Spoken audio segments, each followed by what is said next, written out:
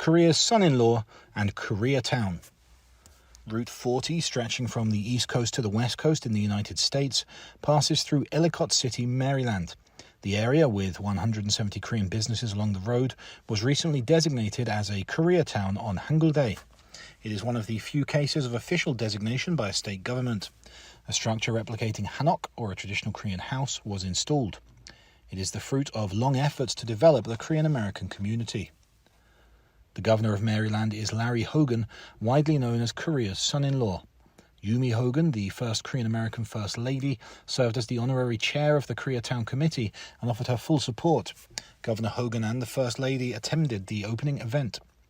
Having been re-elected in the Democratic stronghold, Governor Hogan is considered a Republican primary runner for the 2024 presidential election. During the Capitol riot earlier this year, Hogan, an outspoken Trump critic, openly called for him to resign.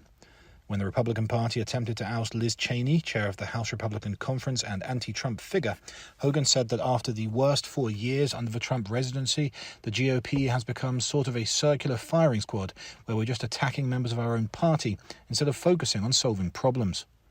Governor Hogan told Politico that he would focus on next year's midterm election rather than the presidential election, but he did not hide his ambition for candidacy. The wall of reality is high and strong. While his approval rating as a governor is high at 60 to 70%, his rating as the next Republican presidential candidate is about 1%, according to an Echelon Insights poll. The U.S. presidential election is heating up unusually early, with 3 years left to go.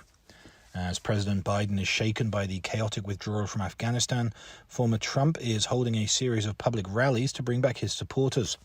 Some 82% of Republicans find him favorable, and 67% support him to run for president again, according to a Morning Consult survey. While celebrating the establishment of Koreatown, Governor Hogan said thank you in Korean. He also said that he is proud to be the son-in-law of Korea.